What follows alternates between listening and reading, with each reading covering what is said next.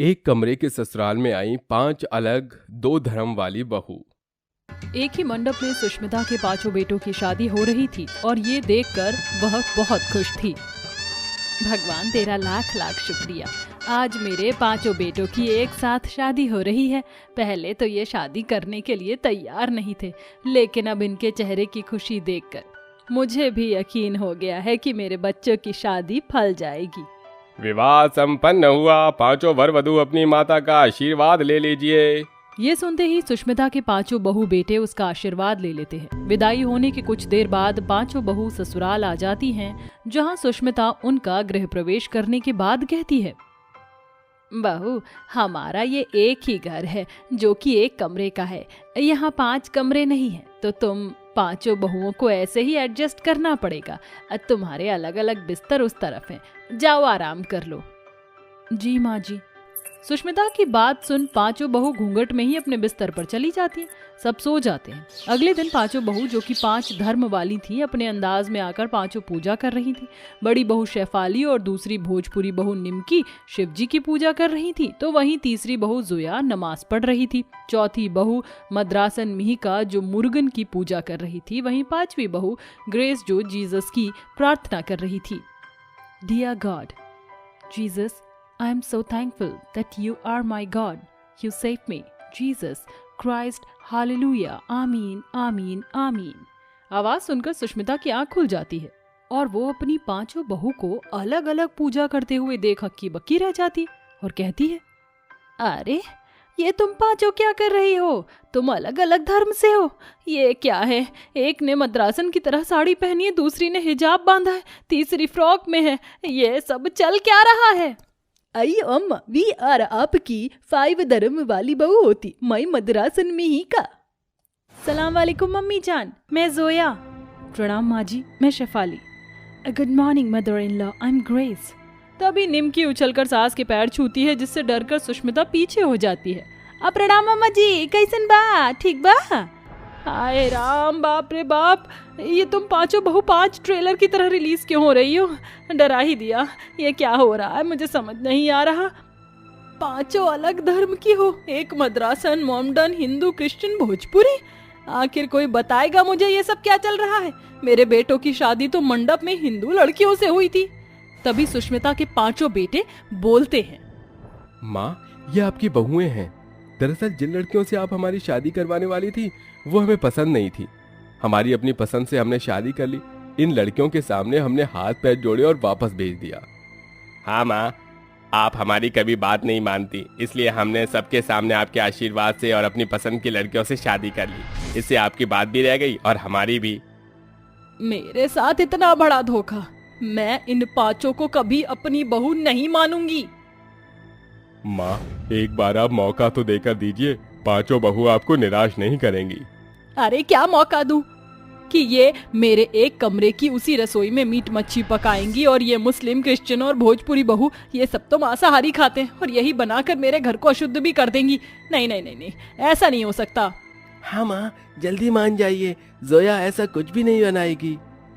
हाँ अम्मी जान, आप हमें एक मौका दीजिए, हम आपको गिला शिकवे का एक भी मौका नहीं देंगे। हमें से कोई मांसाहारी नहीं खाएगा, न बनाएगा।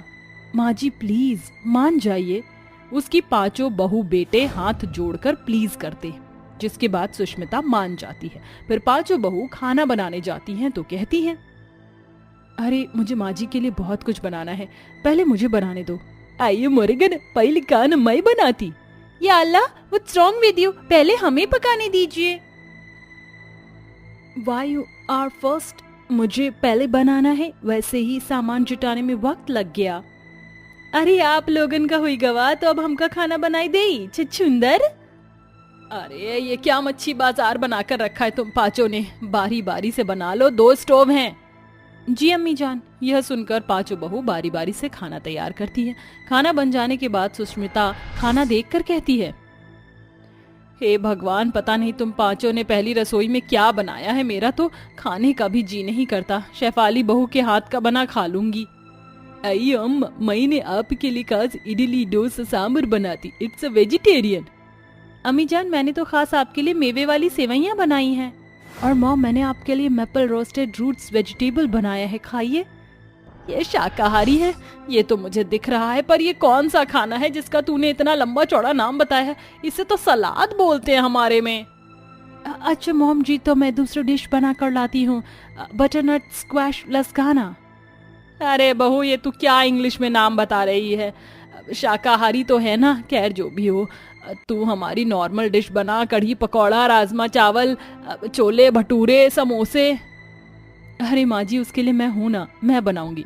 मुझे देखिए, आज तो मैंने पहली रसोई में गाजर का हलवा, आलू की कचौड़ी और शाही पनीर बनाया है, खाइए। अरे वाह, मेरे मुंह में तो पानी आ गया। ये कहकर सुष्मिता अपनी पांचों बहू का बना खाना खाकर खुश हो जाती है।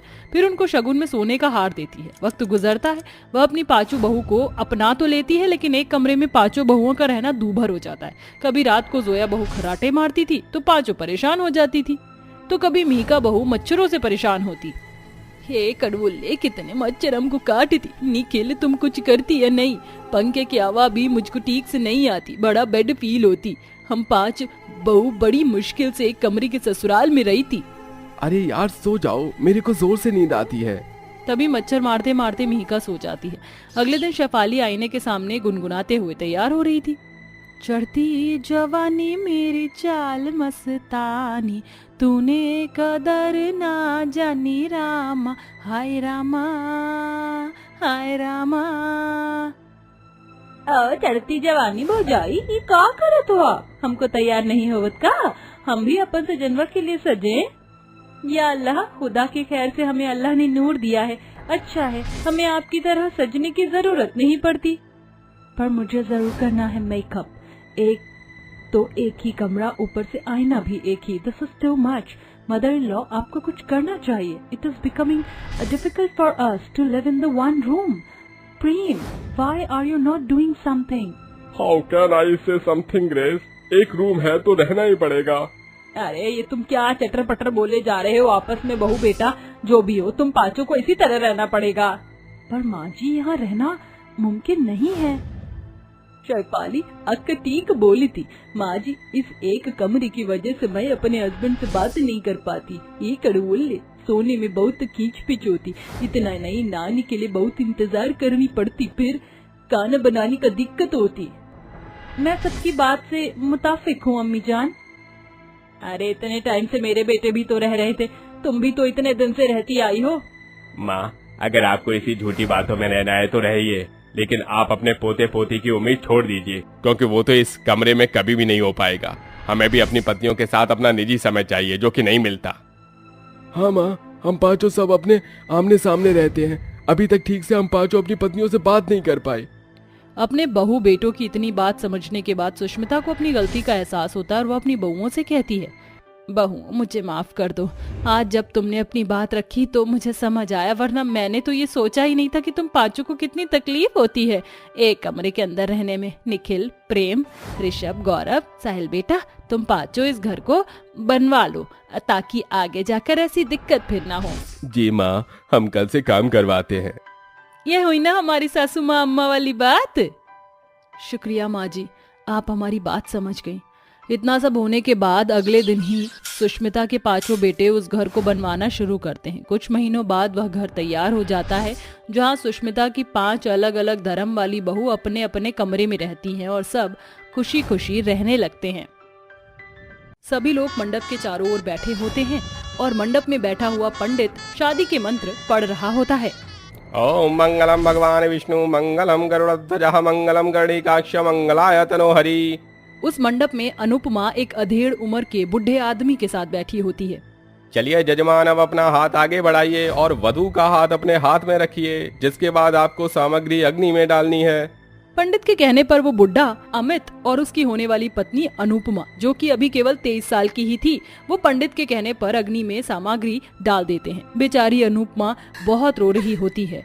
वहीं मंडप के पास बैठी हुई औरतें आपस में बातें करती हैं। हे भगवान, आखिर क्या देखा है उषा बहन ने इस अधेड़ उम्र के बुढ़े आदमी में। अरे औरतों की जिंदगी कितनी कठिन होती है। अगर उनका पति मर जाए तो उनके साथ इसी तरह बर्ताव किया जाता है। अरे मैंने तो सुना है कि अधेड़ उम्र का आदमी बहुत अमीर है और इसने बेचारी अनुपमा से शादी करने के लिए खूब सारा पैसा भी दिया है उषा को। और इस जैसी लालची औरत का हो ही क्या सकता है, गरीब तो है ही और एक कमरे में गुजारा कब तक करती, इसलिए शॉर्टकट रास्ता ढूंढा इसने। तभी वहाँ पर सागर शहर से आता है और अपनी विधवा भाभी की शादी एक अधेड़ उम्र के आदमी से होते हुए देख हैरान रह जाता है। दूसरी तरफ वो औरतों की सारी चुगली भी सुन लेता है। मेरे होते हुए मैं इतना बड़ा अनर्थ नहीं होने दूंगा। सागर आकर शादी को रोक देता है, जिसके चलते उषा बहुत ज्यादा गुस्से में आ जाती है।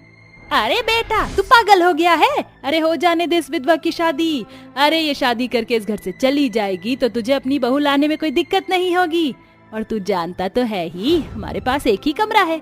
ये आप कैसी बातें कर रही हो माँ? आप एक अधेड़ उम्र के आदमी से भाभी की शादी करवा दोगी तो क्या वो खुश रहेंगी? और एक कमरे के लालच में मैं ऐसा अनर्थ नहीं होने दूंगा। वह अनुपमा का हाथ पकड़ता है और उसे मंडप से उठाकर अपने घर के एक कमरे में ले आता है। ये शादी आपकी मर्जी के खिलाफ हो रही है, ये मैं जानता हूँ। आपको ये शादी जबरदस्ती करने की कोई जरूरत नहीं है। अनुपमा की आंखों में आंसू होते हैं और वो हाथ जोड़कर सागर से कहती है, तुम्हारा बहुत बहुत शुक्रिया देवर जी, आज अगर तुम न होते तो पता नहीं कैसा अनर्थ हो जाता। भाभी, आप मेरी जिम्मेदारी हो और अब से आपके ऊपर कोई अत्याचार नहीं होगा। ये सब उषा कमरे के बाहर दरवाजे के साथ खड़े होकर सुन लेती है, जिसके चलते वो कमरे में आती है और अनुपमा को पकड़कर मारना शुरू कर देती है। कलच्चिनी कहीं की, तूने अब मेरे छोटे बेटे को भी अपने जाल में फंसा लिया है, लेकिन तू चिंता मत कर, मैं बहुत जल्द अपने छोटे बेटे की शादी करवा दूंगी, जिसके चलते तेरा मेरे बेटे से पीछा छूट ही जाएगा। माँ जी, आप ऐसा क्यों सोचती हो? देवर जी मेरे छोटे भाई की तरह हैं, मैं उनके बारे में ऐसा कभी सोच भी नहीं सकती। पहले तो तू मेरे बड़े बेटे को खा गई, लेकिन अब तू मेरे छोटे बेटे के पीछे पड़ी है। अरे तुझे क्या लगता है तू बहुत तेज है? मैंने सुना था कि डायन भी 7 घर छोड़कर वार करती है, लेकिन तू तो डायन से भी बदतर है। उषा की जली कुटी बातें सुनकर बेचारी अनुपमा रोने लगती है। तभी सागर अपनी माँ का मूड ठीक करने के लिए उन्हें घर से बाहर ले जाता है।